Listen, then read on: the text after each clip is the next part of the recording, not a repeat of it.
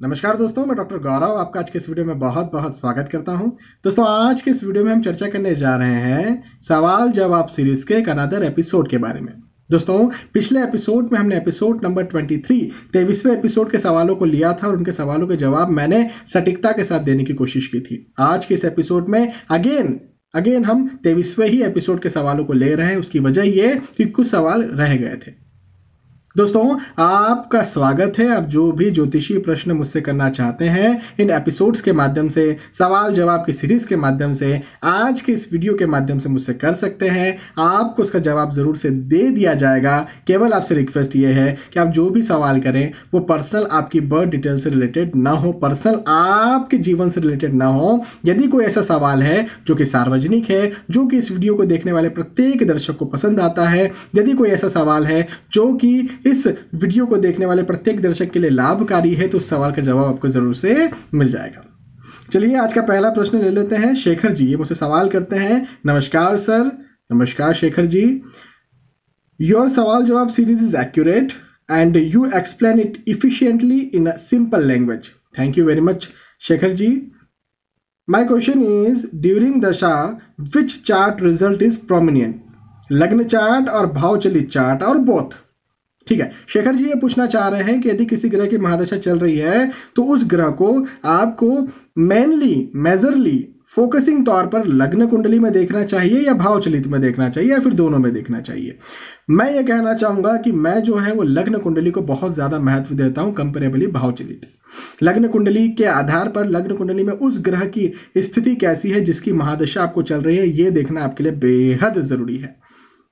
उसके बाद में फिर आपको डिविजनल चार्ट्स भी देखना चाहिए। उदाहरण के तौर पर किसी का प्रश्न कर्म से रिलेटेड है, उसकी नौकरी या उसके व्यवसाय से रिलेटेड है, तो आपको D10 चार्ट भी देखना है लग्न के साथ साथ कि भाई वो जो ग्रह जिसकी दशा चल रही है लग्न में तो ठीक है अच्छा बैठा हो, लेकिन डिविजनल चार्ट में कैसा बैठा है।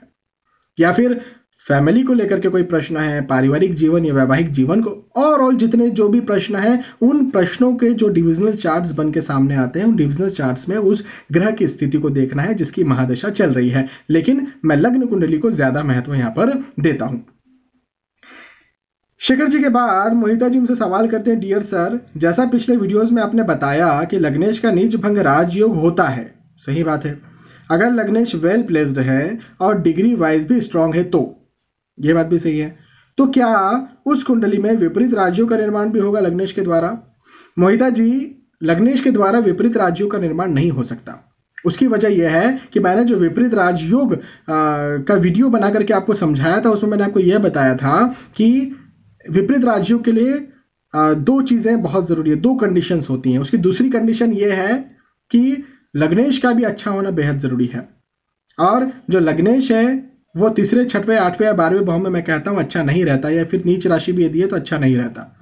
तो छठवें, आठवें या 12वें भाव में ही विपरीत राज्यों का निर्माण होता है। अब लग्नेश ही खराब हो गया तो विपरीत राज्योग कैसे बनेगा? तो लग्नेश के द्वारा नीच भंग राजयोग निर्माण हो सकता है, विपरीत राजयोग निर्माण नहीं होता। मोहनलाल जायसवाल जी ये मुझसे सवाल करते हैं, sir I totally confused about लगन राशि एंड दशा। A simple man what can do for better future? Which part he do solid and how? Okay.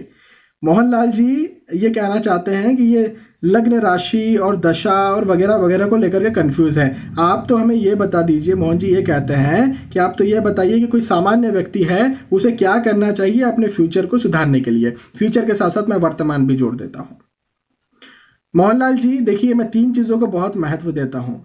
हालांकि बहुत सारी चीज़ें और भी इंपॉर्टेंट होती है, लेकिन 3 चीज़ें बहुत महत्वपूर्ण है। कौन सी 3 चीज़ें? पहली बात तो आपका लग्न, लग्नेश, दूसरा दशा, महादशा जिसकी चल रही है वो, और तीसरा चंद्र का स्थिति, है ना। यदि आपको लग्न, लग्नेश, चंद्र राशि समझ में नहीं आती तो जिस ग्रह की महादशा चल रही है उस ग्रह को आप देख लीजिए। उस ग्रह की प्लेसमेंट कैसी है कुंडली में ये देख लीजिए। क्या वो ग्रह मारक है, क्या वो ग्रह कारक है लेकिन खराब जाकर के बैठ गया है, क्या वो अपने खराब रिजल्ट देने का प्रॉमिस कर रहा है कुंडली में? तो भाई उसके लिए उपाय कीजिए, उसे शांत कीजिए। अब उपाय कैसे करेंगे? तो उपायों का सीरीज आपको इसी चैनल पर एक प्लेलिस्ट है उपाय के नाम से, वहां पर जाइए, उस ग्रह का उपाय आप कर लीजिए उस वीडियो को देख करके। तो ये तो मैंने आपको बता दिया। लेकिन यदि कोई ग्रह अच्छा है यदि कोई ग्रह अच्छा है लेकिन उसके पास बल नहीं है या वो अस्त है, तो फिर उसे आपको बल देना चाहिए रत्न पहन करके या कलर थेरेपी यूज करके। कलर थेरेपी मतलब फॉर एग्जांपल गुरुदेव कुंडली के लिए बहुत अच्छा प्रॉमिस कर रहे हैं कि रिजल्ट दे सकते हैं, लेकिन वो कमजोर होकर के बैठ गए। तो गुरुदेव का कलर है, बृहस्पति का कलर है पीला या ऑरेंज। तो पीला या ऑरेंज स्पेशली गुरुवार के दिन ज्यादा खाएं, ज्यादा पीजिए, ज्यादा पहनिए कपड़े। गुरुवार के दिन स्पेशली पीला या ऑरेंज का दान न करें। ये जो है, साथ ही साथ पुखराज पहन लीजिए। तो ये जो थेरेपी है ये आपके बहुत काम आएगी यदि गुरु आपके लिए अच्छे हैं लेकिन कमजोर हैं। और तीसरी बात कि यदि कोई ग्रह बैठे हुए हैं जो कि मजबूत बैठे हुए हैं, तो आप ये प्रश्न ही नहीं करेंगे। कोई ग्रह यदि मजबूत बैठे हुए हैं, बहुत अच्छे बैठे हुए हैं, अच्छे रिजल्ट देने के लिए बैठे हुए, तो इंसान परेशान क्यों होगा? उसका आज भी अच्छा ही है, उसे ये लगेगा कल भी अच्छा ही है, भैया मेहनत करते रहूंगा मैं। तो ये जो मैंने आपको यहाँ पर बताया, इस दशा को आप सुधार लीजिए। यदि खराब दशा चल रही है, मारक चल रही है या कमजोर, अच्छे ग्रह की कमजोर दशा चल रही है, तो उसे आपको सुधार लेना चाहिए ताकि आपका वर्तमान सुधरे। वर्तमान यदि सुधरता है तो निश्चित तौर पर भविष्य को सुधारने के लिए आप आज ही से प्रयत्न करना शुरू कर देंगे। तो यह मुझे आपको बताना था।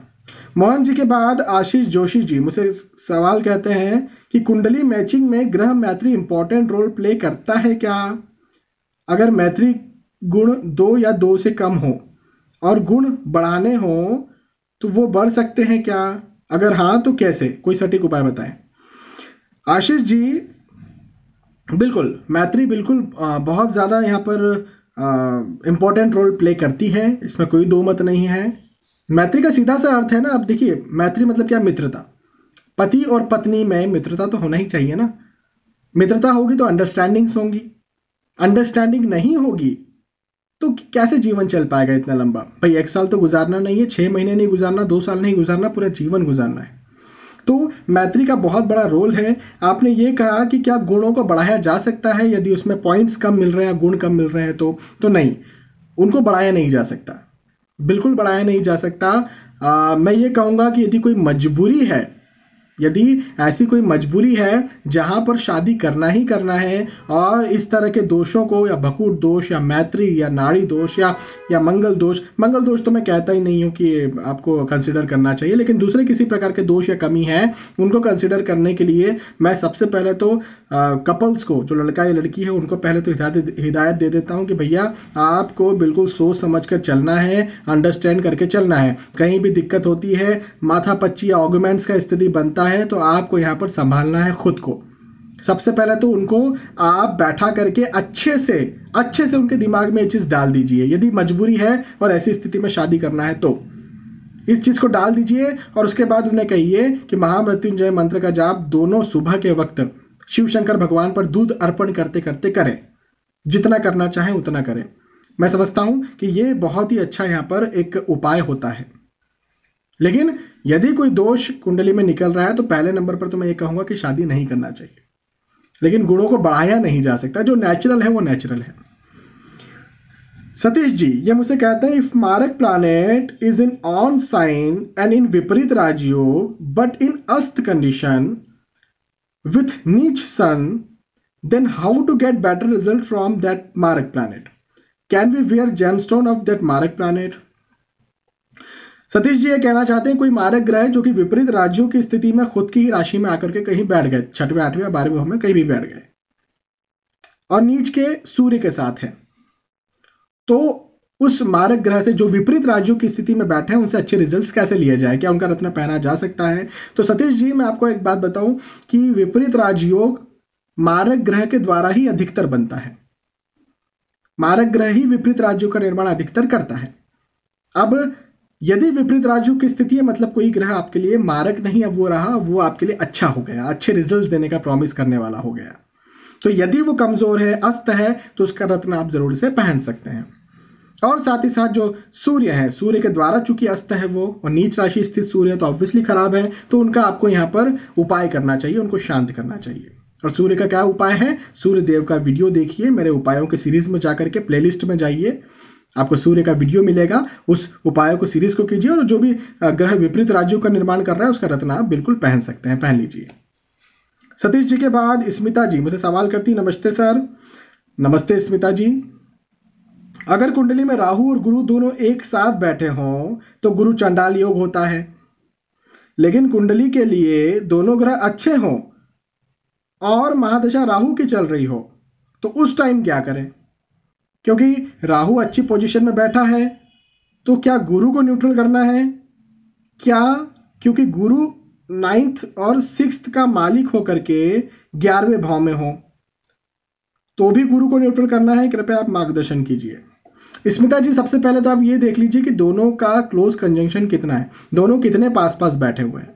कहने का मतलब ये कि एक भाव में तो है लेकिन राहु का डिग्री हो सकता है 2, गुरु का डिग्री हो सकता है 28, तो ये क्लोज कंजंक्शन नहीं हुआ, ये पास पास में नहीं है। तो आपको किसी भी योग का यदि निर्धारण करना है, किसी भी युति से बनने वाले योग का निर्धारण करना है तो आपको ये क्लोज कंजंक्शन देखना आना चाहिए। क्लोज कंजंक्शन देखिए, कम से कम 6 डिग्री या उससे अंदर ही किसी ग्रह को होना चाहिए, वो एक क्लोज कंजंक्शन का निर्माण करेगा। आप मान लीजिए कि दोनों क्लोज कंजंक्शन में बैठे हैं, राहु और गुरु। अब यहां पर चूंकि राहु भी आपको अच्छा रिजल्ट देने का प्रॉमिस कर रहे हैं, गुरु भी यदि आपको अच्छा रिजल्ट देने का प्रॉमिस कर रहे हैं तो आपको डरने की कोई जरूरत नहीं, दोनों ही आपको अच्छा रिजल्ट देंगे। हाँ, दोनों का नेचर जो है वो विपरीत है, दोनों एक दूसरे के शत्रु हैं, लेकिन वो एक दूसरे के शत्रु हैं, आपके शत्रु नहीं है। आपके शत्रु होते तो आपको बेटर या अच्छे रिजल्ट देने का प्रॉमिस नहीं करते। तो आप इस चिंता से तो निकल जाइए कि वो अपने गुरु चंडाल योग के ज्यादा रिजल्ट्स देंगे, अपने कोई खराब रिजल्ट वो आपको नहीं देंगे। एक दूसरे के शत्रु वो हो सकते हैं अपनी जगह पर, आपके लिए वो अच्छे रिजल्ट देने का प्रॉमिस कर रहे हैं। अब रही बात कि भाई राहु की दशा चल रही है, गुरु इस भाव के मालिक है, तो क्या किया जाए? तो मैं कहूंगा दान वगैरह ना किया जाए, दोनों ही ग्रहों के लिए दान ना करें, लेकिन आप एक सिंपल से मंत्र का जाप कर सकते हैं, है राहु देव प्रसन्न हो या फिर है गुरुदेव प्रसन्न हो।